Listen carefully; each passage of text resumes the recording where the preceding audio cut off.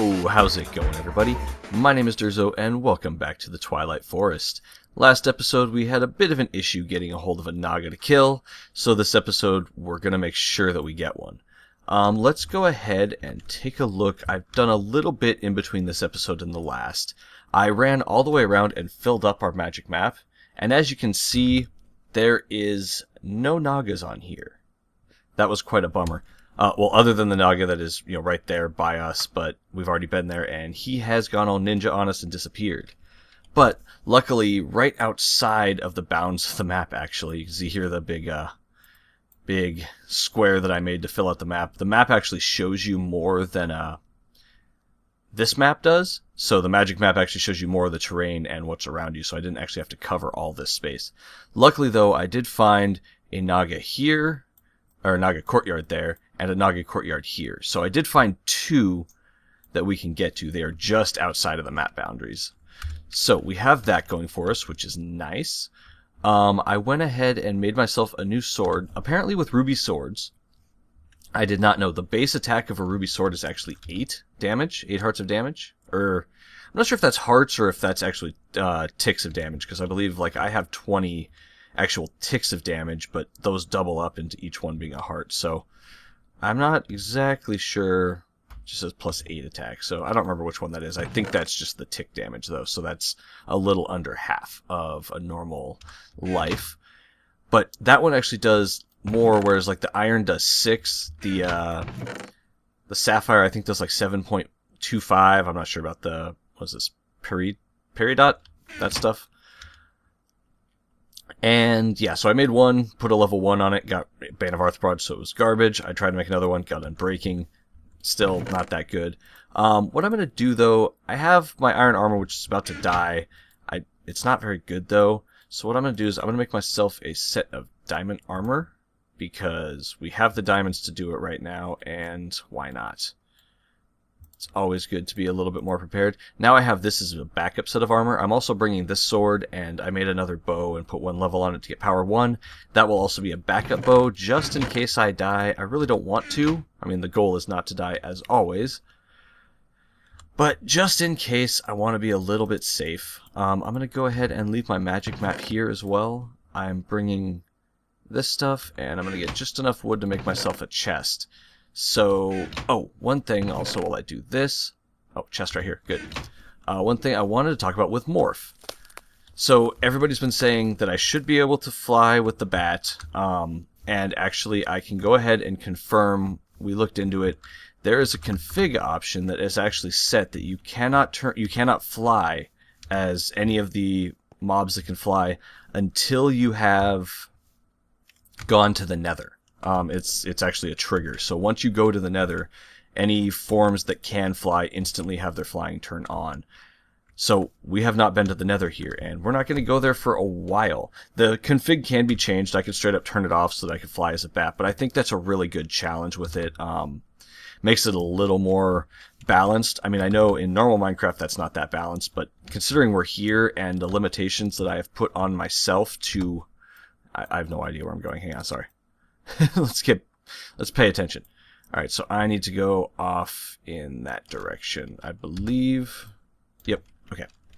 So in normal Minecraft, getting to the Nether is pretty easy. Here, I've set the restrictions up for myself that I'm only allowed to go to a different dimension, or at least gain access to a different dimension, once I've killed a Twilight Forest boss. So the first place we're obviously going to have access to once we kill the Naga will be... or at least I will be allowed, in my own rules, to go to the overworld. So we're going to have to kill a second boss to be able to go to the Nether. So we've got some time still before we get to do unlimited flying, which I think is balanced and fair. I like that plan. I think that's everything I really had to talk about a whole lot, at the moment at least. So I'm going to finish running all the way over there. It's a bit of a hike, and I will see you there. Alright, and here we are, and if you were perceptive, you may have seen something that I forgot to do before we left. I forgot to grab some food. So I've got some extra food cooking up over here. I'm going to go ahead and hop in the bed right now. That way we can set our spawn here, so in case something bad happens, we will come back right here, close to the Naga, so hopefully it shouldn't despawn. That's the goal. I'm going to try and stay as close to it as possible right away, or at least keep it on me. That way it shouldn't get too far enough away that we would have an issue of it despawning. That's the goal, at least. That's what I hope. Let's go ahead and eat and get our food all back up and ready to go. I probably should have, I had actually a couple of speed potions that I found that I probably should have brought with me. But it is what it is. Alright, let's go ahead. We're going to hop in there and let's see what happens. Alright, so we've got halfway decent armor. I'm a chicken, and battle chicken, ho! Actually, I'm not going to stay a chicken the whole time, though. That'd be a little bit silly. Alright, let's get up a bit, just to be safe. Alright, and okay, he's too far now. That's not what we want. So let's get over here and see if we can draw him back. Alright, got him, got him. Good, good. Oh, he's going down. That's not good. He sees me, but I'm staying far enough away at the moment where he's losing tail pieces, which is really good. Okay, we're doing okay here. He hasn't even kind of swung at me yet, so... oh, nope. Stay back. Oh, he sees me. He's gonna charge. Nope, he didn't charge. Okay, ow. Back off. Okay, not too much damage from him, so that's not too bad. He actually doesn't do that much damage, so I'm not as worried right now. I just want to make sure I don't screw up and have him get me with some crazy attack that I wasn't expecting. Ow. Kill him. Yes, got him. Oh yeah, and we have killed our first boss. And we got our Naga trophy and our Naga scales, which is awesome. So that's what the Naga trophy looks like.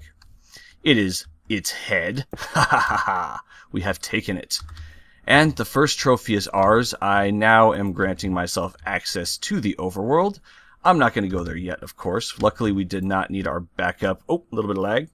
There we go. Luckily, we did not need our backup tools over there or anything like that. Ooh, get the hat. Hiya! I got a fez. Fez time. So classy. Class, so much, yeah. Alright, let's go ahead and...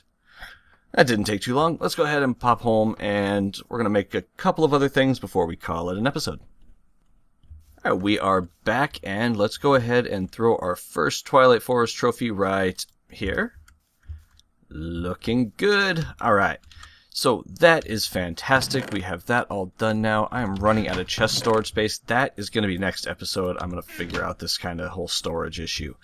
Now, last episode, or the episode before that, one of the two, I don't remember off the top of my head which one it was specifically, I made the different backpacks from, was it Forestry?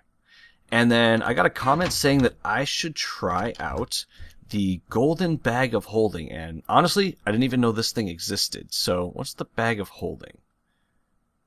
Dark iron. Okay, that one looks expensive. But the golden bag of holding actually looks doable. So, 4 pieces of wool, 1 gold block, 3 gold ingots, and a chest. Now, there's a secondary crafting recipe down here. Oh! Golden bag of holding. Reincarnating 1. I don't know. I don't know what the reincarnating is. What I can assume it is... I mean, I would assume that it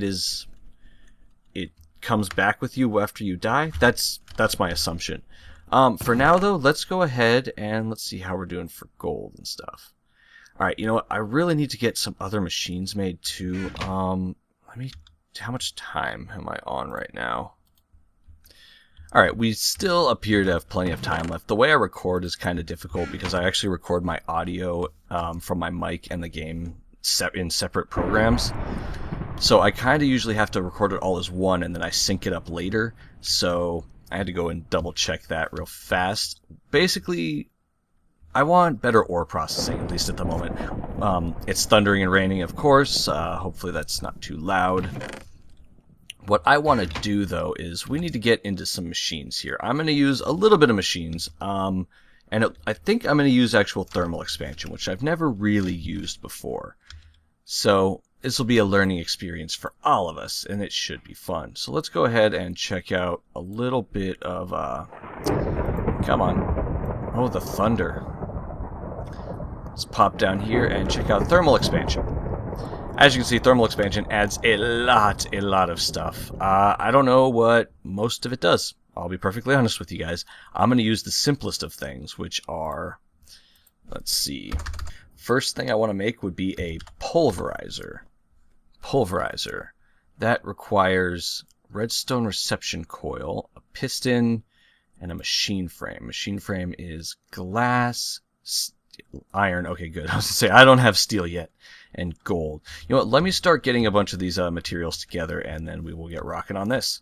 Okay, so let's go ahead and get started. I've got a bunch of gold cooking up over here in the smeltery. Now, I can use the smeltery to double my ores, but it's kind of slow, to be honest. Like, it works really well for some things. It doesn't work for all ores, and honestly, like, look how long it's taking the gold to cook. I put this in a little bit ago. It's slower. So what we're going to go ahead and do first is we want to make, let's see, first up we will need a redstone reception coil. So 2 pieces of redstone and gold and a gold nugget, or a gold ingot. I can do that. So 1, I think I'm gonna need 2, so I'm gonna go ahead and make a second one here, because I'm pretty sure I'm gonna need a second one. Next we're gonna need gold, iron, and some glass. So let's go and see if this is, why is that taking, oh, I'm out of lava. Bruh. That sucks. Okay, looks like we're going to be a bit wasteful and just go ahead and throw some in here because I do not want to make the trip over to go and find some lava right now. It's, let's see, I'd have to run all the way down here, and yeah, don't really feel like doing that at all. So, pulverizer, I'm going to need some flint and some copper ingots as well. So we got copper ingots, and I have a ton of flint. I think I cut it out of the last episode because I was running short for time. I wasted a bit of material to make myself the flinter over here. It is a stone shovel with a diamond on it for durability and 4 and full luck for Fortune 3. So yeah, it took me 450 lapis to get it here, but it gets flint every single time you mine a piece of gravel with it, so it's pretty handy for that. I got a lot of gravel out of it, or I got a lot of flint out of it. And yeah, a little wasteful, but you know what? I honestly felt it was worth it at the time. I'm going to go ahead and grab my gold out of here. So let's go ahead and we're going to need to make a piston too. So we're going to need, let's see, we got the wood on us. So much crafting. I should have done some of this ahead of time. Sorry, guys. That's been a while since I made a piston, huh? Oh, and I can use any eye to do this. Why am I doing this manually? Oh, I should know better. Alright, so we can go ahead and, let's see, machine frame first. So, what am I missing? Glass. Oh, I don't have enough iron now. Alright, let's try it again. Is this still a machine frame? Yeah, machine frame. Okay, so shift. There we go. I think I'm going to need 2, so let's go ahead and just get 2 of those right now. And I think I can make this now. Pulverizer. Awesome. Next up, I'm going to want a redstone furnace. Whoops, if I can spell it right.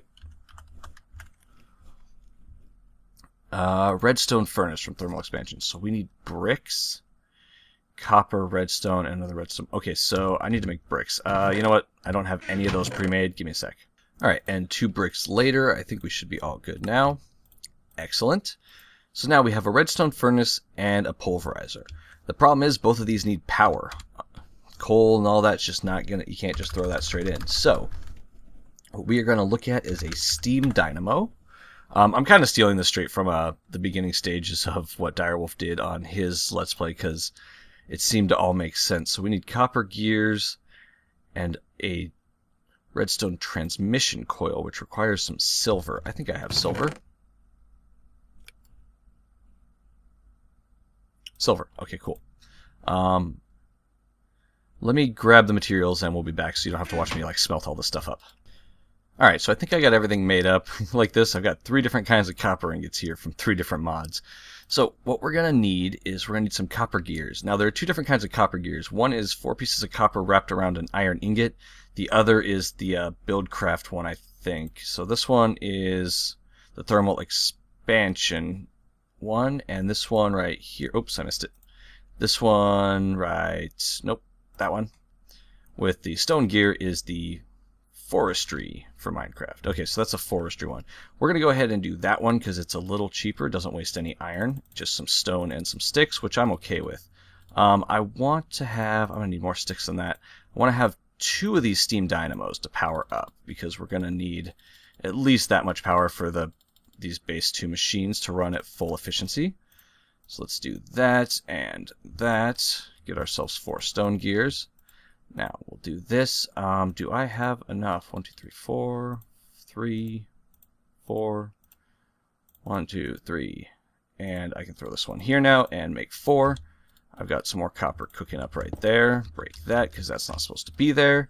And I think we should be all good now. So let's go ahead and make 2 of these. 1, 2. And we should be able to go pop and 1 and 2. Perfect. We've got 2 steam dynamos. Last thing we need is, let me check my notes, because I wrote this stuff down because I don't know it. We're going to need leadstone energy conduits. Alright, leadstone energy conduits is some glass, some lead, and some redstone. And of course, I'm pretty sure I have not smelted up any lead yet. Nope, I'll be back. Alright, and I think we should be good here. 6, that should be plenty. I don't really need that much room for this. And I haven't really thought about where I was going to go. Oh, I never showed. I cleared up a bunch of room over here too. So, yeah, we got this new, whatchamacallit right here, timber. Timber cuts down, let's get the armor off. I think I showed it last time. Timber cuts down the hedge really quickly, which is pretty nice and gives me very minimal damage. So I can actually get through a lot more of this a lot faster. So that's what I've done a bit off camera. And my digression aside, let's go ahead and get this stuff all set up. I think, last thing we're going to need, yeah, I'll make that in a second. So let's go ahead and put this together first. For now, I think we'll go ahead and throw them right over here. So let's just put our pulverizer here and our redstone furnace directly next to it. Now, let's put these guys back here a bit. Why do I not have my good pick on me? Oh, I am not a smart man. Okay, let's go here and here. Let's go ahead and take the leadstone energy conduits and go like that as a connection. We will fix that in a minute. We got to make one more thing. I was just waiting for some more lead to cook up. So let's go ahead and take a look at how these work. The pulverizer works like a macerator. I've used it in other seasons. If you don't know what that is, it basically takes an ore, like one of these, and we'll grind it into dust. So let's go ahead. We'll start with gold. Why not? Because we're going to need a bunch of gold here coming up. Let's get ourselves a full stack. Oh, and you know what? Before I forget, let's just go ahead and make our crescent hammer. So a crescent hammer is pretty much tin and 3 pieces of iron. Okay, I can do that. A crescent hammer is really important for thermal expansion. I think it works with a lot of other mods now too. It's a pretty universal tool from what I remember. It basically will allow us to manipulate things, break things, and all that. So if we do that and that, these should turn. Alright, let's actually first look at the steam dynamos. The steam dynamos right now have no power. They require water and some sort of fuel source. So what we're gonna need to get is, let's go ahead and grab, we got some coal right now, so that should be good. Let's grab bucket. That's what I needed. Alright, so let's come over here. If we take a bucket of water and right click on the steam dynamo, we look inside, it now has water. So we're going to need to fill these all the way up. I will make a thing that will allow me to go ahead and keep these permanently filled. We'll make that later. For now, let's just get this up and running. Give me a sec while I fill these. Alright, now that I've got both of these filled with water, we're going to go ahead and put our fuel source in right here. And now you'll see it starts burning, it's using up the coal, and it is starting to build up some steam. I don't know, oh you know what, I have my particles turned way down because of the rain. Let me see if I bring those back if I can see the particles. Not yet. I think there's supposed to be a steam particle that shows up in here. Let's go ahead and let this one start heating up too. They don't start working right away. You definitely have to let them build up a bit. And they're going to boil some of their water away and start producing redstone flux, which is that RF. Right now, none of it's showing up in here because it was first filling up the internal buffer in the machines over here. So those are all set up to go. All right, now let's take a look at how these things work. So that's that. We're going to need to keep these full of fuel source and water to make these work for the future, so we got to keep that in mind. But for now, we can do it manually. Let's go ahead and set, if we look at the interface here for the pulverizer, we have our RF. This tells you how much is being used. Right now there's nothing in it, so 0 being used. Its maximum power is 40, and its energy stored is 48,000. So that's quite a bit. You know, if we turn on Whale, that can kind of show us how much energy they have in them and how much they're producing. Same with the steam engine. So if we look at the steam dynamos, they have 40,000 capacity on their internal buffer, and right now it's building up to that. It can also output a maximum of 80. Now, if we look over here, this can use a maximum of 40, and this one can use a maximum of 20. I thought that these were supposed to be lower. I thought that these only put out 40 for some reason. So I guess this can power both of these at full power. Just one of them alone. But now we've got extra power. Whatever. Okay, let's move on. I'm getting long-winded here. I apologize. So the redstone controls. We can control this with, it'll ignore redstone, so no redstone will activate it at all. If we set it to redstone priority low, this means if we put a redstone signal onto it, it'll turn it off. If we have no redstone signal on it, it'll be on. If we switch it this way, if we have redstone signal on it, it'll be on. If we have no redstone, it'll be off. We want it to be running all the time and not using redstone at the moment, so we'll do that. And then the configuration. This allows us to move things around. So these are pretty smart. Right now, it is saying that it will do different things. So blue, red, and yellow are our options here. So let me go ahead and turn all these off just to get started. Alright, so right here is the front. This is the top, left side, bottom, right side, and back. So just for reference on the configuration tab. Right now, blue is the input. So right now it is saying that it is okay to input things into this slot from the top, which means if we have a hopper, pipes, any kind of thing, it'll input it there. Then we want to send anything that it's made, so the pulverizer here, any dusts that it makes, we want to send over into the redstone furnace over here to be smelted up, so that way we don't have to do it ourselves by hand. So we're going to go ahead and take this right side and turn it into red. Oh, orange, there it is. Sorry, I don't know what the red does actually. So if we turn it orange, that is the output. That means that anything from this, either of these two slots or this slot, are going to be pumped out to the side and into the redstone furnace. Yellow, I believe, makes it not work with any other blocks, and red, I really don't know what it does. So you're going to have to look that one up for yourself, because I'm not an expert at these mods. I'm just doing what I believe is the correct thing to be doing here. I just follow along sometimes. The machinery is not the thing that interests me the most. So what we're going to do with the redstone furnace, we're going to input from the left-hand side, because that's where the pulverizer is, and output to the right-hand side. And we're just going to throw a chest down right there. Let's go ahead and make ourselves a hopper. Actually, let's go ahead and make it work while we do that, so let's not waste some time. Let's throw our gold ore in here, and as you can see, the pulverizer is now working. It is pulverizing up the gold, and is immediately pulling it out and sticking the pulverized gold into the redstone furnace, which is immediately making that and pulling it out into the gold ingots in the chest. So we are going from 1 gold ore to 2 pulverized ingots to cooking up each of those dusts. Not pulverized ingots, pulverized dust. And each of those get cooked up into their own. So we double our ore. I'm roundabout talking myself. It's really bad. I apologize. Let's get over here and make ourselves a hopper. Let's get some that. And we need a chest. Good, we got one. Let's do that and that. And we're going to need ourselves another chest, aren't we? I think so. Am I right? No, okay. Definitely not running out of wood yet. I just got a ton of wood. Let's go like that, and we will head over here. Pop, and let's do that. Now, we should be able to take all of our other ores from out of here. So more gold, silver, lead, iron, copper, tin.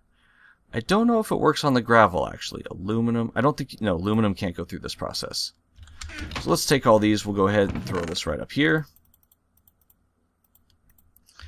And those will all start filtering in, and they will get processed just the same. These are running okay. How are they doing on water? Oh, that one is out of water and losing steam. So as you can see, it's losing power now because it basically is running out of water. So let's go ahead and fill that bad boy back up.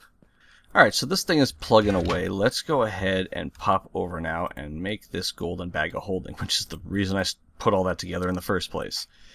I only have a few pieces of wool around from random things that I've killed, so there we go. Golden bag of holding. What does this do? It's just an extra chest, and I can put anything in it. That is much better than the other bags, I gotta say. These are kind of like the digger's bag is really handy, and so is the miner's because they pick up pretty standard things.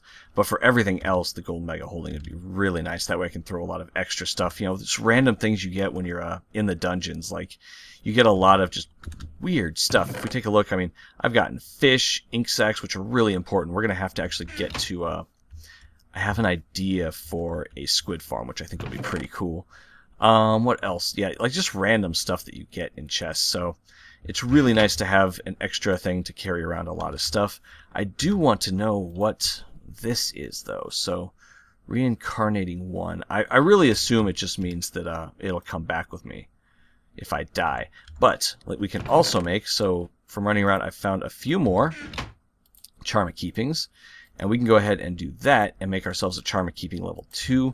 I'm not going to carry it around with me just yet. I don't really have a whole lot of need at the moment. But what that does, Charm of Keeping level 1, if I die, I respawn with my armor, whatever I have on in my armor slots, and whatever item I have in my hand at the moment of death. So if I died with my sword like this, and I respawned, I would have all of my armor plus my sword. With the Charm of Keeping level 2, that lets me respawn with all of my armor plus my entire hotbar. All of the rest of my inventory would be empty though. So that's pretty handy. And then once you get up to Charm of Keeping level 3, it takes 4 per level. So it took 4 Charm of Keeping level 1 to make a level 2, 4 level 2s to make a level 3. Level 3 basically respawns you with all of your items intact in your entire inventory and armor slots. Alright guys, and with that, I think we have pretty much pushed the time for this episode. I had plenty of time left over, and then I got into rambling and making some extra stuff. So hopefully you enjoyed that. We got our first boss trophy, which is pretty nice, right behind me there. Excellent. So thank you guys very much for watching.